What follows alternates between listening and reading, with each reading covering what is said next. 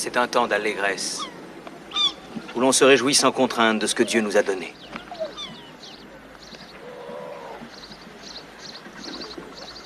Mais un jour, Dieu pourra vous demander des comptes pour tous les dons qu'il vous a faits.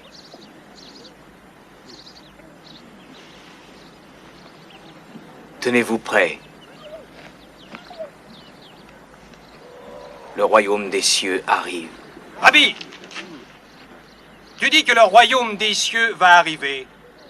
Mais quand exactement va-t-il arriver? Quand tu vois les nuages qui viennent par l'est, tu dis la pluie arrive. Et ainsi en est-il. Par contre, si le vent du désert se lève, tu dis il va faire chaud. Et ainsi en est-il. Chacun de vous sait lire les signes de la terre et du ciel.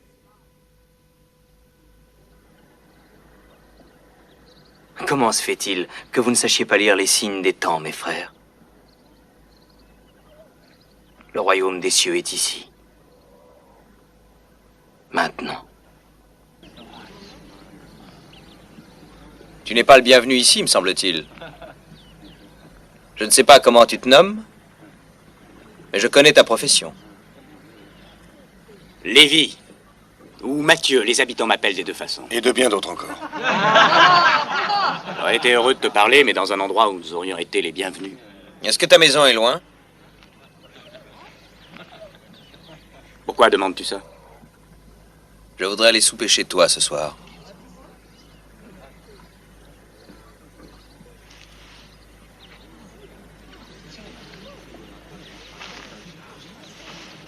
Tu entrerais dans la maison d'un homme de péché? J'entre dans toutes les maisons où l'on m'accueille avec joie.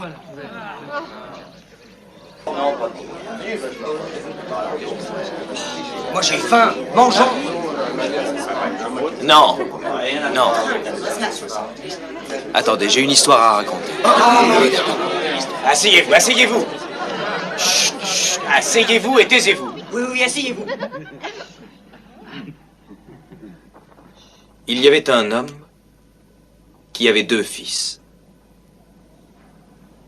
Un beau jour, le cadet de ses fils dit à son père: « Donne-moi la part de tes biens à laquelle j'ai droit. » Le père partagea ses richesses et tous ses biens entre ses 2 fils.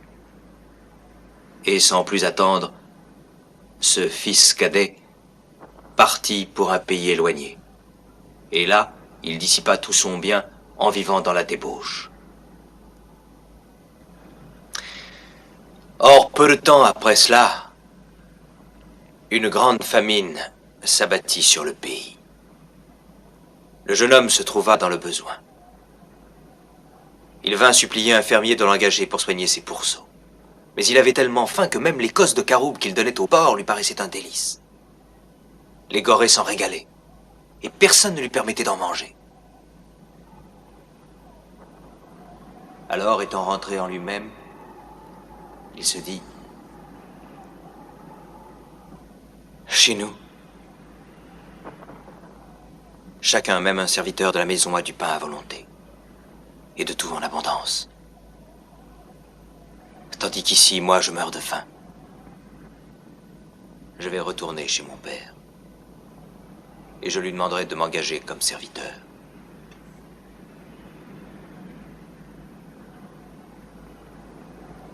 Et aussitôt, il se mit en route. Et comme il était encore à une bonne distance de sa maison, de loin son père le vit qui venait vers lui. Et il fut profondément ému de compassion. Il courut vers son fils, il le serra contre lui et l'embrassa.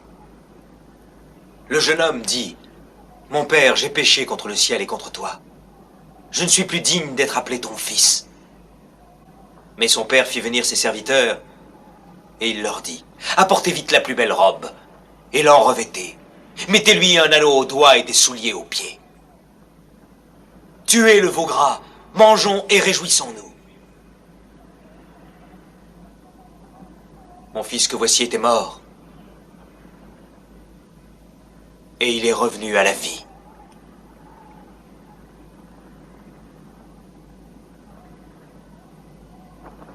Or,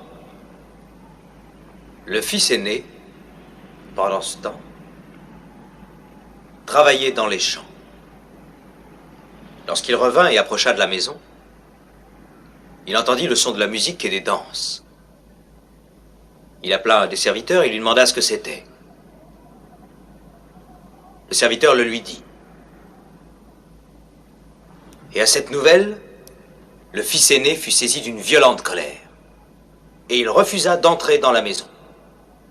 Le père sortit et tenta de lui parler, mais il ne voulut rien entendre. « Quoi? J'ai travaillé pour toi, tout ce temps, toutes ces années, sans avoir transgressé une seule fois tes ordres. Et en tout ce temps, jamais tu ne m'as même offert un chevreau afin que je puisse me réjouir un peu avec mes amis. Et quand mon frère cadet arrive, celui qui a mangé ton bien avec des prostituées, pour lui, tu fais tuer le veau gras. Mon fils, dit le père, mon fils,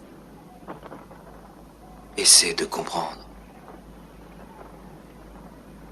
Toi, tu es toujours avec moi. Et tout ce que j'ai est à toi. Mais il fallait festoyer et se réjouir. Car ton frère était mort. Et il est revenu à la vie.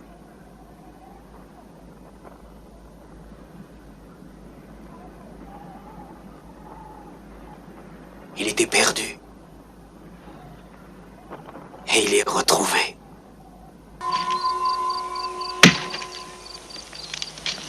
Ne croyez pas que je sois venu apporter la paix sur la terre. Je ne suis pas venu apporter la paix. Mais une épée. Plusieurs des premiers seront les derniers. Et des derniers les premiers.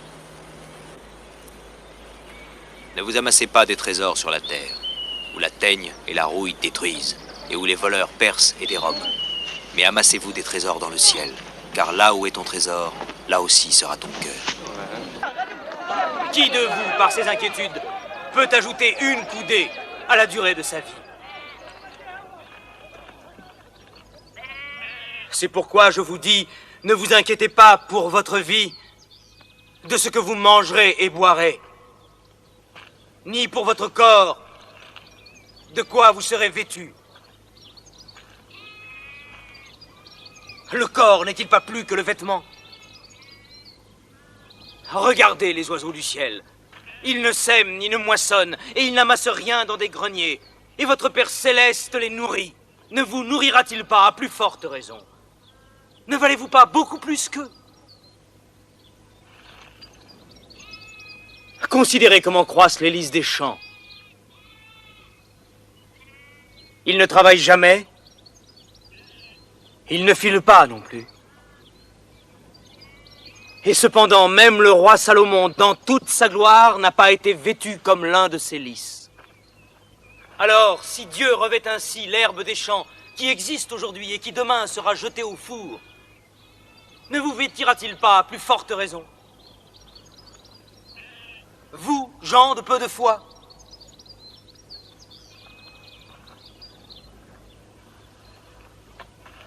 Par conséquent, ne dites pas « Que mangerons-nous? Que boirons-nous?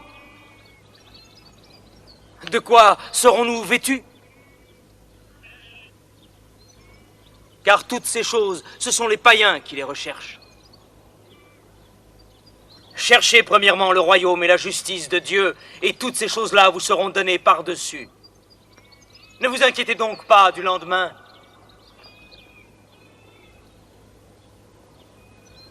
Parce que le lendemain aura soin de lui-même.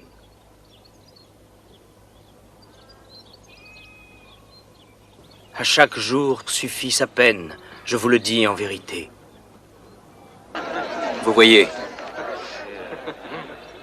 il est plus facile pour un chameau de passer par le trou d'une aiguille qu'à un homme riche d'entrer dans le royaume de Dieu.